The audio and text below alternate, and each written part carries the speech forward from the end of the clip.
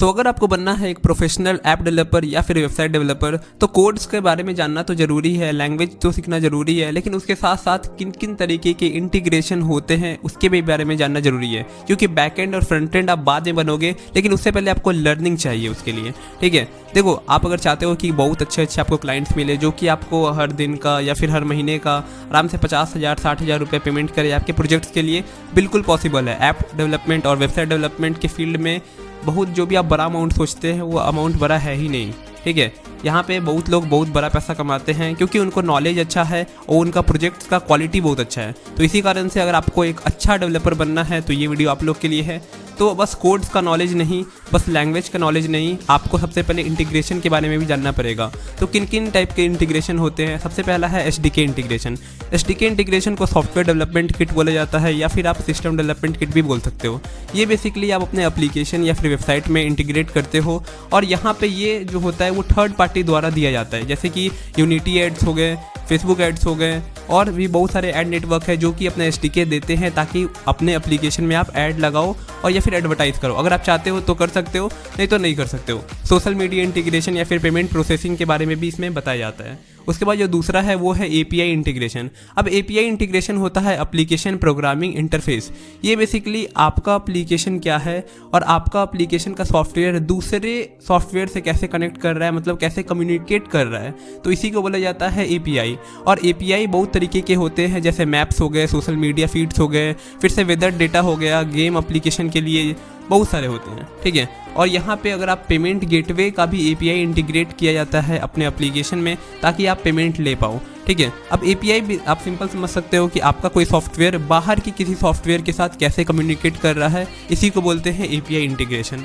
उसके बाद जो तीसरा है वो है पेमेंट गेटवे इंटीग्रेशन। अगर आपको अपने एप्लीकेशन में किसी यूज़र से पेमेंट लेना है तो आप पेमेंट गेटवे ले सकते हो और इसका API को आपको लिंक करना होता है, बेसिकली इंटीग्रेट करना होता है। ठीक है, जो भी ट्रांजैक्शंस होते हैं आपके डायरेक्ट बैंक अकाउंट में आ जाता है।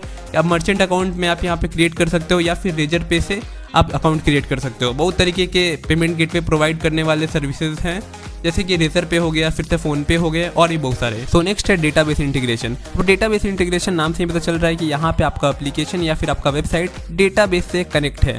सो मैं आपको एग्जांपल के तौर पे बताता हूँ। देखो मेरे पास बहुत सारे ऐसे क्लाइंट्स आते हैं जिनका मतलब वेबसाइट है कोचिंग का या फिर उनका इंस्टीट्यूट का वेबसाइट्स है।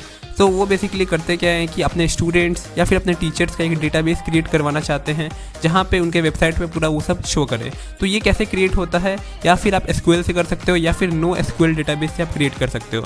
यहाँ पे एग्जांपल के तौर पे MySQL डेटाबेस हो गया, MongoDB हो गया या फिर Firebase रियल टाइम डेटाबेस में आप जितने भी डेटा है उसको स्टोर कर सकते हो एंड वहाँ से स्टोर करने के बाद अपने एप्लीकेशन में लिंक कर सकते हो। लिंक करने का मतलब इंटीग्रेट कर सकते हो। सो मूव करते हैं नेक्स्ट वन पे। तो ये है ऑथेंटिकेशन और ऑथराइजेशन, और ये one of the most important है। ये बेसिकली आपका सिक्योरिटी पैचअप है कि कौन आपका यूज़र एक्सेस कर सकता है, क्या रिसोर्स एक्सेस कर सकता है। यहाँ पे JSON वेब टोकन्स यूज़ किया जाता है या फिर OpenID कनेक्ट यूज़ किया जाता है।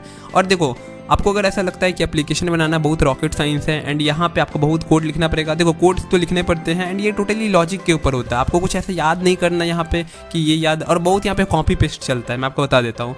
ठीक है, बहुत सारे डेवलपर बोलेंगे भाई क्यों बताया, लेकिन ये यहाँ पे बहुत सारा कॉपी पेस्ट कर दिया जाता है कोड, गिटहब से उठा के या फिर टेम्पलेट से उठा के यहाँ पे डंप कर दिया जाता है। ठीक है, सो ये सब आप कर सकते हो क्योंकि आप अपना बना रहे हो तो अपना आइडिया भी डालो उसमें और यहाँ पे मदद भी लो। देखो टेक्नोलॉजी का आपको मदद लेना पड़ेगा यहाँ पे। एंड बहुत सारे लोग को लगता है कि API कैसे बनेगा, क्या बनेगा, बहुत सारा कोड कैसे लिखाएगा। तो देखो बहुत सारा चीज़ का कोड लिखने की ज़रूरत है ही नहीं, क्योंकि वो सब बाहर की कंपनी आपको दे रही है। जैसे कि पेमेंट गेटवे अगर आपको अपने एप्लीकेशन में लगाना है तो क्या आप उसका कोड लिखने जाओगे? नहीं, आपको सिंपली API लेना है एंड उसको इंटीग्रेट कर देना है, क्योंकि जो बाहर की कंपनी भाई वही चीज़ प्रोवाइड कर रही है। उसी तरह ऑथेंटिकेशन और ऑथराइजेशन का आपको वहाँ पे कोड नहीं लिखना होता है, सिंपल इंटीग्रेट कर देना होता है, क्योंकि वो बाहर की कंपनी प्रोवाइड कर रही है। कौन प्रोवाइड कर रहा है? तो गूगल और फेसबुक। तो ये सभी प्रोवाइड करते हैं ऑथेंटिकेशन और ऑथराइजेशन के APIs, तो आप उसका यूज़ कर सकते हो। एंड इसी तरह बहुत तरीके के हैं, जैसे मतलब वेदर, अगर आपको आपका एप्लीकेशन में वेदर रिपोर्टिंग डालना है तो उसका भी API मिल जाएगा। सोशल मीडिया फीड डालना है, स्टोरी लगाना है, जैसे आप कुछ ऐसा एप्लीकेशन बना रहे हो सोशल मीडिया टाइप का, तो उसमें बहुत सारे APIs आपको बाहर मिल जाएंगे। ठीक है, थैंक यू।